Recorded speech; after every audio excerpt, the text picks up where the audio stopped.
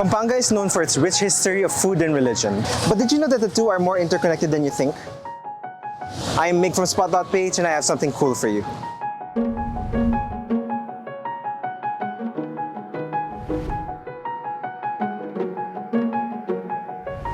We're here at the Holy Rosary Parish in Angeles, Pampanga. The Holy Rosary Church was constructed from 1877 to 1896. Since then, it has withstood the test of time. But what made it strong is this. Back in the 1800s, egg whites were used as emulsifiers for concrete. It forms a sort of mortar known as argamasa, which binded and protected the building materials used to construct the churches. Knowing how many fires, earthquakes, and typhoons the church has gone through, it seems pretty effective. In fact, other churches in Pampanga use this technique as well. Like the St. James the Apostle Church or the Betis Church in Guagua, one of the churches declared by the National Museum as a national treasure. Or the St. Augustine Church in Lubao, built in 1972 by architect Father Antonio Herrera. But it wasn't just Pampanga that used egg whites. This tradition reaches as far south as Cebu. Okay, right now we are in the Archdiocesan Shrine of St. Michael Archangel Parish, located in Argao, one of the towns in the province of Cebu. So this is one of the centuries-old churches that was built by the Augustinians when they were here in the Philippines. It's interesting to note that the material they use here are limestones or coral stones. So they would cut the stones and they would use egg whites. So if there is a construction of the church ongoing in a particular town, the villagers would be advised to donate at least a tray of eggs. Because the egg white, it has silica, which is one of the components of a cement.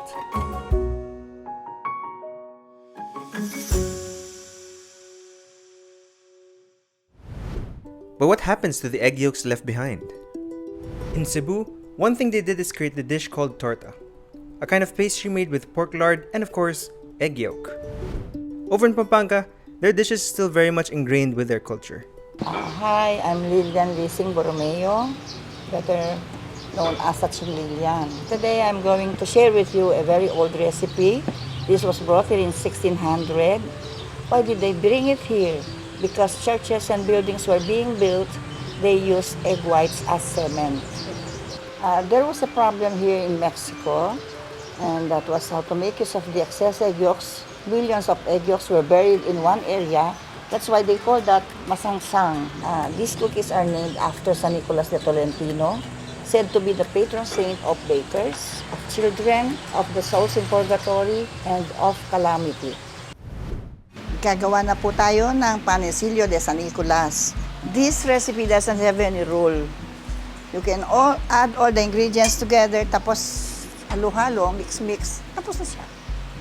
I need 1/3 cup of butter, half cup of sugar, half cup of milk, or coconut milk. Only 4 egg yolks, but in the past they used plenty of egg yolks. Cornstarch, same amount of flour, half cup of oil, and baking powder. Haluin lang ng haluin siya. Knead it carefully.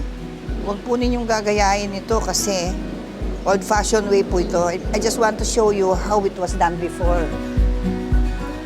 Ang sikreto po dito, pag pinrest mo ng ganyan, your fingers comes out clean, stop ka na.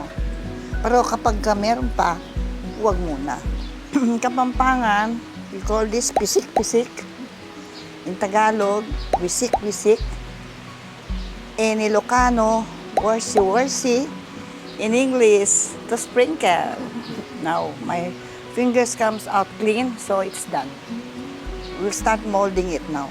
Bawat isang pamilya, like example this one, galing ito sa pamilya ng mga warriors of Pampanga. Yung taga Makabebe. Ito ginawa ng aking great-grandfather. Parang kaliskis kasi meron silang pispan. So bawat isang pamilya dito, meron kanya-kanya siyang molde.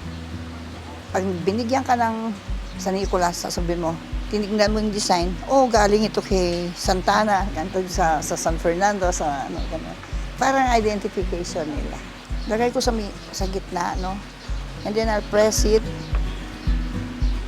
middle up, middle down. Ang mga kusinera that time, they stayed in the kitchen morning till afternoon, till evening. Nothing to entertain them. So the poor cooks, if not praying, they compose songs and poems inside the kitchen. And they have also exercise. It's like this. Middle up, they will sway their body. Middle down, middle up. Para maganda yung body. It's a labor of love. In the past, they did this. Why? Just to break the silence of the kitchen. Kasi masyadong tahimik. Kaya nga din, they try to make noise pa. Pero hindi naman kailangan pukpukin mo.